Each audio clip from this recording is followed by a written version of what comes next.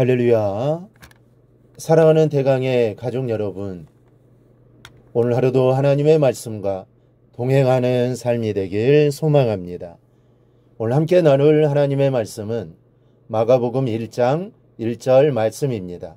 하나님의 아들 예수 그리스도의 복음의 시작이라. 아멘.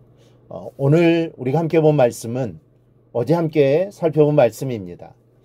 짧은 구절이지만 오늘 한 번 더 좀 살펴보려고 합니다. 이렇게 복음의 첫 절에 우리가 매달리는 것은 복음이 믿음의 생명이요, 또 우리에게 그만큼 중요하기 때문입니다.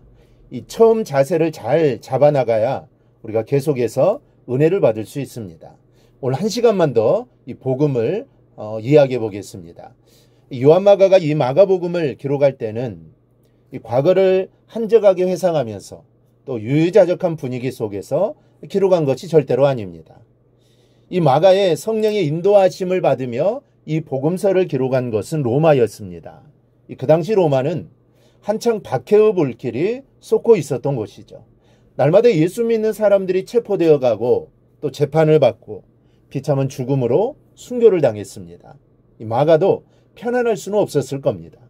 그런 만인이 다하는 기독교 지도자였기 때문입니다. 아마도 마가는 몸을 숨길 수 있는 곳에서 이 복음서를 아마 시작했을 겁니다. 이 날마다 잡혀가는 형제들의 소식을 들으면서 또 순교의 승전보에 눈물을 흘려가면서 아마 이 복음서를 기록한 것입니다. 여기서 우리는 복음과 함께 뗄래야 뗄 수 없는 말이 있다는 것을 우리는 기억해야 합니다. 바로 이 목숨입니다. 먼저 복음이란 목숨을 거는 겁니다. 이 복음은 예수님께서 십자가에서 당신의 목숨을 걸어주심으로 시작이 되었습니다. 생명의 희생이 없이는 복음은 시작조차 될 수 없었다는 말입니다. 그 이후로 복음을 받은 사람은 복음에 목숨을 걸어야 했습니다. 예수님의 제자들이 그러했고 그 이후로 참으로 많은 크리스천들이 이 복음에 목숨을 걸었습니다. 마가도 이 목숨을 걸고 이 복음서를 기록한 것입니다. 이 박해의 서슬이 시퍼렀던 로마의 한가운데서 마가는 복음의 선언을 기록한 겁니다. 예수의 예자만 꺼내도 목이 떨어져 나가는 때입니다. 예수님이 복음이라고 말하려면 불구덩이로 들어갈 각오를 해야 하는 시대였습니다. 그런 시대의 마가는 입으로 말하는 정도가 아니라 아예 사람들의 심미에 예수님의 복음이라는 것을 새겨놓았던 것이죠. 이렇게 예수 그리스도가 복음이라는 선언은 죽음을 각오해야만 입 밖에 낼 수 있었던 신앙 고백이었습니다. 우리에게도 복음은 목숨을 걸어야 하는 사안입니다. 지금 우리가 함께 살고 있는 사람들이나 권력이 우리를 핍박하는 시대는 아닙니다. 하지만 그렇다 하더라도 복음을 받으려면 우리가 포기해야 하는 것이 반드시 있습니다. 버려야 할 것들을 포기하지 않고 복음을 따를 수는 없습니다. 양다리를 걸치는 신앙은 신앙이 아닌 것입니다. 두려운 것은 불같은 핍박이 있었던 시절이나 오히려 지금이 더 믿음을 지키기가 어렵다는 겁니다. 핍박이 있을 때는 적당이라는 것은 없습니다. 색깔이 분명해야 했다는 것이죠. 복음을 버리든지 아니면 복음에 목숨을 걸어야 합니다. 양다리 신앙이란 있을 수가 없었습니다. 근데 지금은 교회 이름만 걸어놓고 밖에 나가서는 아무렇게나 살아도 신자요 크리스천입니다. 그래서 복음이 생명력을 잃어가고 신앙인들의 믿음이 무능력해지고 있습니다. 인터넷에 들어가 보면 기독교인들을 개독교인이라고 원색적으로 비난하는 글들을 어렵지 않게 찾아볼 수 있습니다. 여러분, 왜 이런 현상이 일어나는 것입니까? 우리가 복음에 목숨을 걸지 않기 때문입니다. 다시 말씀드리지만 복음은 목숨을 거는 겁니다. 또 하나 복음이란 기쁜 소식을 전하는 자들에게 주시는 상급입니다. 이 복음은 헬라어로 유앙겔리온인데 원래 그 뜻은 기쁜 소식을 전하는 자에게 주어지는 상급이를 뜻하는 말이었습니다. 이것은 마라토너의 유래를 생각해 보면 쉽게 이해할 수 있습니다. 주 490년 페르시아가 대군을 이끌고 아테네를 침공해 왔습니다.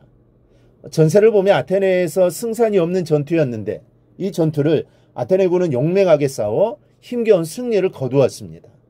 한 병사가 이 감격스러운 승리의 소식을 아테네에 전하기 위해 쉬지 않고 40여 킬로를 달려와 승전보를 전하고 지쳐 쓰러져 죽었습니다.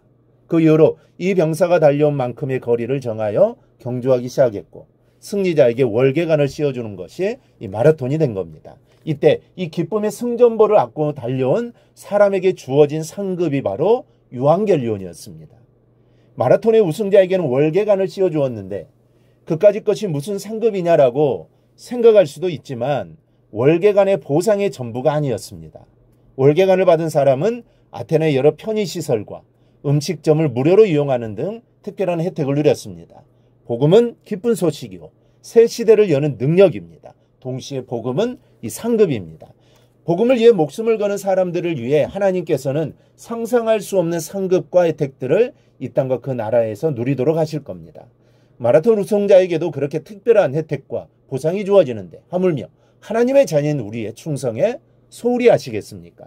사람들의 눈에는 우리가 받을 면류관이 월계관처럼 초라하게 생각될지는 모르지만 그 이면에 우리가 누리도록 주어진 특권과 혜택들은 놀라울 겁니다. 그 상급이 우리를 기다리고 있습니다. 그 어떤 상급과 비교할 수 없는 창조주이신 하나님이 주시는 상급이 기다리고 있습니다. 이 상급을 받기 위해서는 복음을 위해 목숨을 걸어야 합니다. 그런 마음으로 살아야 합니다. 그리고 혹시 그럴 일은 없겠지만 목숨을 걸어야 할 상황과 같은 현장에 서게 될 때 내가 목숨보다 소중하게 생각하는 것을 내려놓을 수 있어야 합니다. 그래야 하나님이 예비하신 상급을 얻게 될 겁니다. 이 사실을 기억하고 오늘 하루도 복음을 위해 목숨을 걸겠다라는 마음으로 살아가기를 바랍니다. 그래야 복음을 위해 헌신하는 우리 성도님들이 다 되시기를 주님의 이름으로 축원합니다. 오늘 묵상한 말씀을 굳게 잡고 삶으로 실천하며 살아내는 대강의 모든 성도들이 되기를 축복합니다.